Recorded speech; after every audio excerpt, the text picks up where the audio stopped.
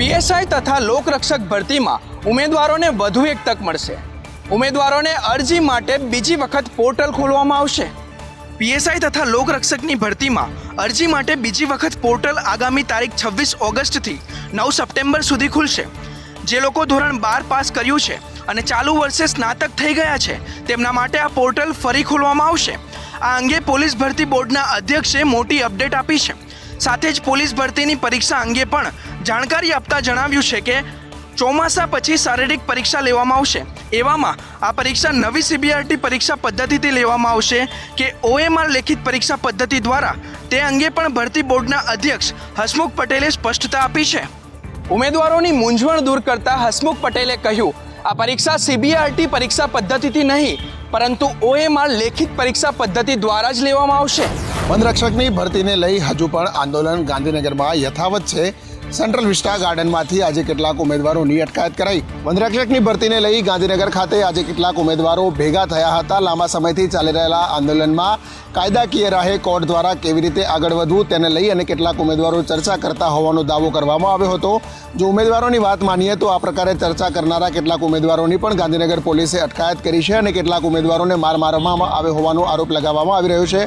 ઉમેદવારોની માંગણી છે કે જે માર્ક્સ જાહેર કરવામાં આવ્યા છે એ તમામ ઉમેદવારોના માર્ક્સ પીડીએફ સ્વરૂપે અને સાથે નોર્મલાઇઝેશન સિવાયના મૂળ માર્ક્સ છે તે પણ જાહેર કરવામાં આવે, જેથી કરી અને નોર્મલાઇઝેશન કેવી રીતે કરવામાં આવ્યું છે એની માહિતી મળી શકે। ઉમેદવારોનો દાવો છે કે અમે સેન્ટ્રલ વિસ્ટામાં બેસી ન્યાયિક પ્રક્રિયા શું કરવી તેના પર ચર્ચા કરતા હતા તો પોલીસે અમારા ઉપર હિંસા આચરી। કેટલાક ઉમેદવારોએ દાવો કર્યો કે અમને માર મારવામાં આવ્યો। પોલીસ કર્મીઓ માટે હાઈકોર્ટનું અવલોકન કહ્યું, પોલીસ કર્મચારીઓ પોતાનો અહંકાર સંતોષવા માટે કોઈને મારી ના શકે।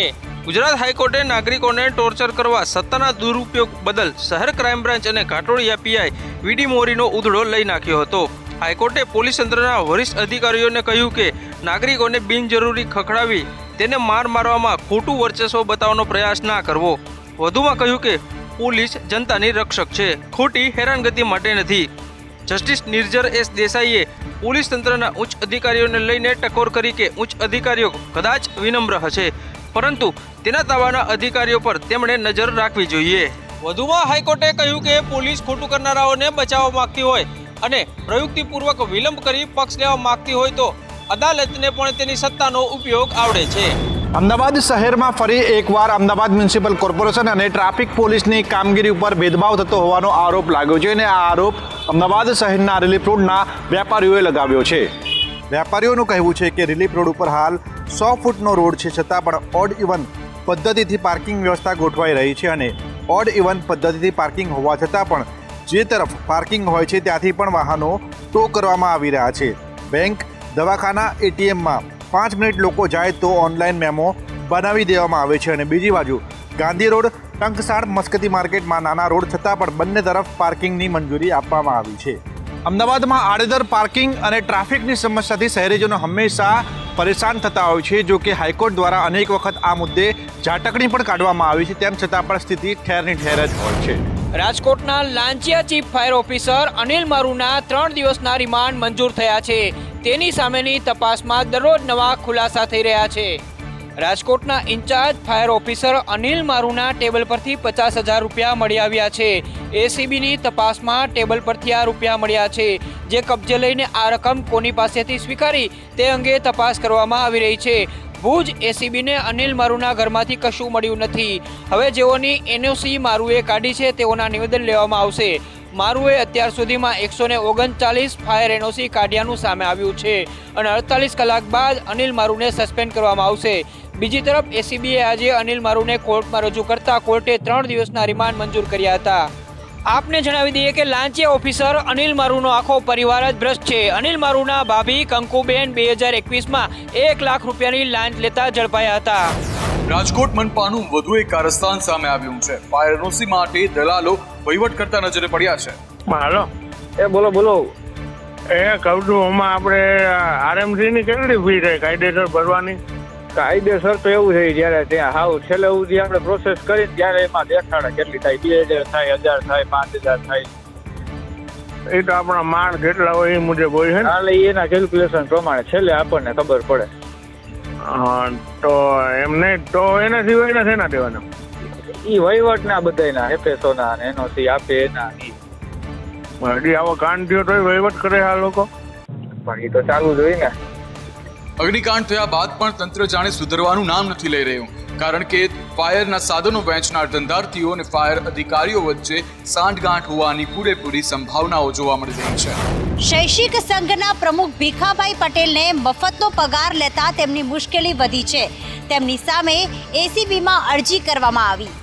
દાહોદના બળવંતસિંહ ડાંગરે એસીબીમાં અરજી કરી છે. ફરજ પ્રત્યે અનિયમિતતા, નાણાકીય ઉચાપતને લઈને અરજી કરવામાં આવી છે. વિદ્યાર્થીઓને ભણાવ્યા વગર નાણાં લીધા હોવાની ફરિયાદ છે. સામાન્ય શિક્ષક હોવા છતાં લક્ઝુરિયસ લાઈફનો ઉલ્લેખ કરવામાં આવ્યો છે. તેમજ સંગઠનમાં અનેક ખોટા બિલો મૂકી નાણાંની ઉચાપતનો ઉલ્લેખ છે. બળવંતસિંહ ડાંગરે ભીખા પટેલ વિરુદ્ધ કાર્યવાહીની માંગ કરી છે.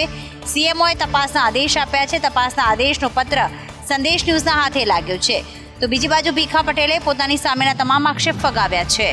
ભીખાભાઈ પટેલે નિવેદન કર્યું છે કે બળવંતસિંહ ડાંગરે બદલાની ભાવનાથી મારી સામે અરજી કરી છે. મેં સરકાર સમક્ષ તમામ પુરાવા રજૂ કર્યા છે. સુરતમાં પક્ષ પલટુ કોર્પોરેટર નિરાલી પટેલ વિવાદમાં આવ્યા છે. નોટિસ સગે વગે કરવા માટે 1 લાખની લાંચ માંગ્યાના આક્ષેપ કરવામાં આવ્યા છે.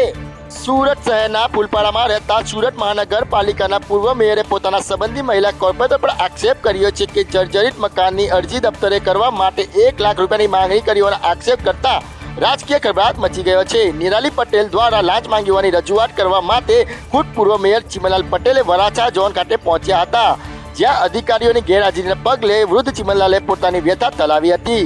અધિકારીઓની સાથે સેટલમેન્ટ કરવાની વાતોનો આક્ષેપ પણ લગાવવામાં આવ્યો હતો. તો નિરાલી પટેલે તમામ આક્ષેપને ફગાવ્યા છે અને પાયાવિહોણા ગણાવ્યા છે. તો નિરાલી પટેલે જણાવ્યું હતું કે ફેમિલી મેટરને રાજકીય રંગ આપવામાં આવી રહ્યો છે. મારા સસરા સહિત 6 ભાઈઓને નોટિસ આપવામાં આવી છે અને મકાનનો કેસ કોર્ટમાં ચાલી રહ્યો છે.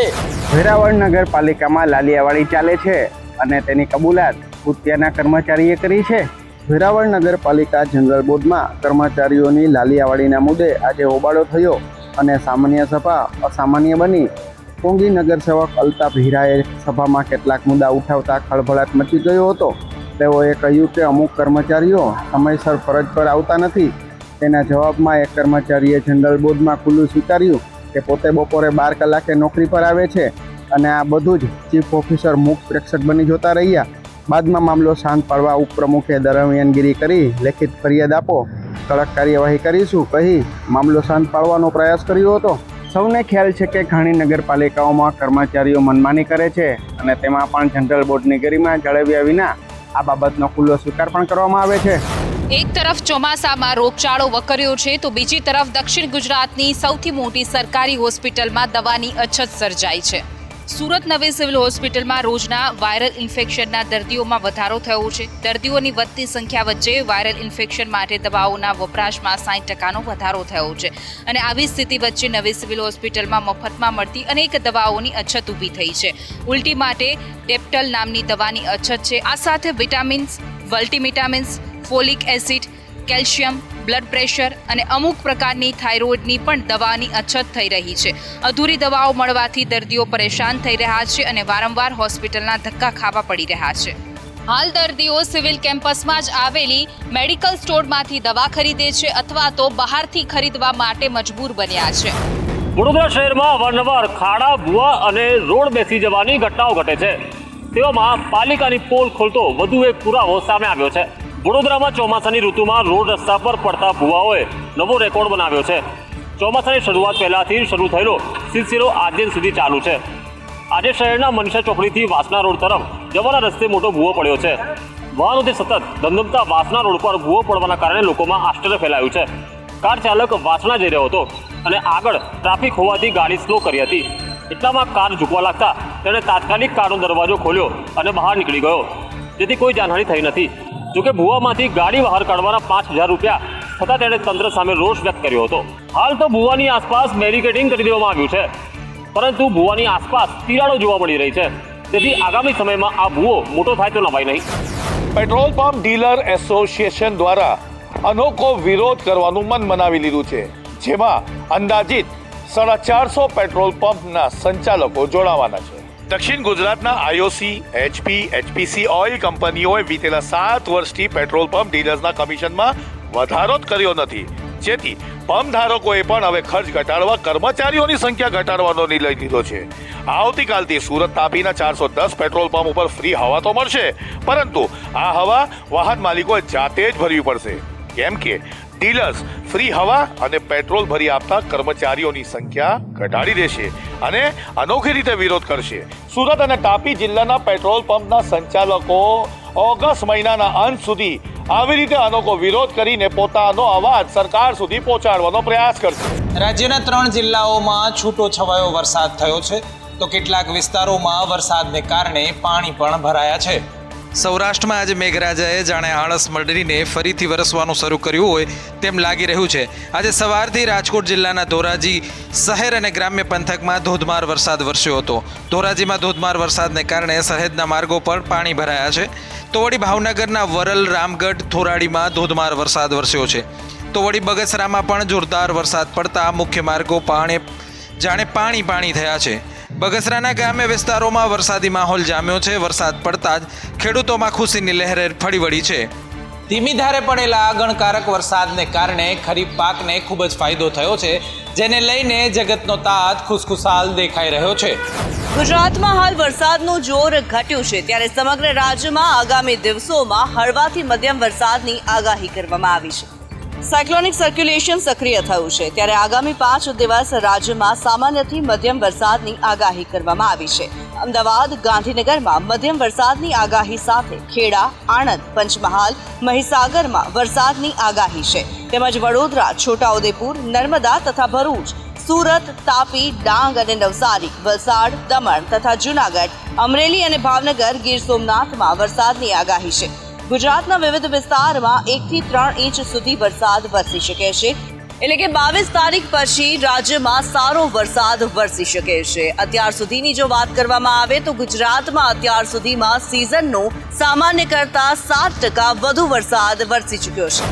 લખનૌમાં વિભાજન વિભીજિકા સ્મરણ દિવસ કાર્યક્રમનું આયોજન કરવામાં આવ્યું હતું, જેમાં યુપીના સીએમ યોગી આદિત્યનાથે આપેલા એક નિવેદનને લઈને રાજકીય હડકંપ મચ્યો છે. ઉત્તર પ્રદેશની રાજધાની લખનૌમાં પાર્ટીશન ડિઝાસ્ટર મેમોરિયલ ડે પર આયોજિત કાર્યક્રમમાં યોગી આદિત્યનાથે પાકિસ્તાનને લઈને મોટો દાવો કર્યો છે. તેમણે ઇશારામાં કહ્યું છે કે પાકિસ્તાન ભારતમાં ભળી જશે. સીએમ યોગીએ કહ્યું કે 1947માં જે થયું તે હવે બાંગ્લાદેશમાં થઈ રહ્યું છે. आध्यात्मिक जगत में पाकिस्तान कोई वास्तविकता नहीं है. या तो उसका भारत में विलय होगा या पाकिस्तान इतिहास से समाप्त होगा, हमेशा के लिए समाप्त होगा.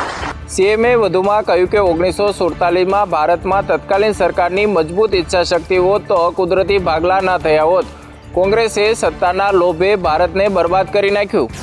ચોરોએ અયોધ્યાને પણ ન છોડી અને 2 મહિના સુધી પોલીસ અને સત્તાધીશોને કંઈ ખ્યાલ પણ ન આપ્યો.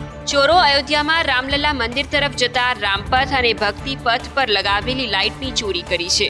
50 લાખ રૂપિયાથી વધુની કિંમતની 3800 બાંબુ લાઇટ અને 36 ગોબો પ્રોજેક્ટર લાઇટની ચોરી કરી છે. અહીં મહત્વનું છે કે 19મી માર્ચ સુધીમાં તમામ લાઇટો લગાવી દેવામાં આવી હતી, પરંતુ 9મી મેના રોજ ઇન્સ્પેક્શન કર્યા બાદ કેટલીક લાઇટો ગાયબ હોવાનું જાણવા મળ્યું હતું. આ અંગે રામ જન્મભૂમિ પોલીસ સ્ટેશનમાં કેસ નોંધવામાં આવ્યો છે. પોલીસ સ્ટેશનમાં નોંધાયેલી ફરિયાદ મુજબ લાઇટ ચોરીની ઘટના મે મહિનામાં થઈ હતી, પરંતુ ચોરીના 2 મહિના પછી 9 ઓગસ્ટે કેસ નોંધવામાં આવ્યો હતો. ચોરીની આ ઘટનાઓ અયોધ્યાના સૌથી મહત્વપૂર્ણ અને સલામત સ્થળે થઈ છે, જેના પરથી એવું કહી શકાય કે પોલીસ પણ અહીં ઊંઘતી ઝડપાઈ રહી છે.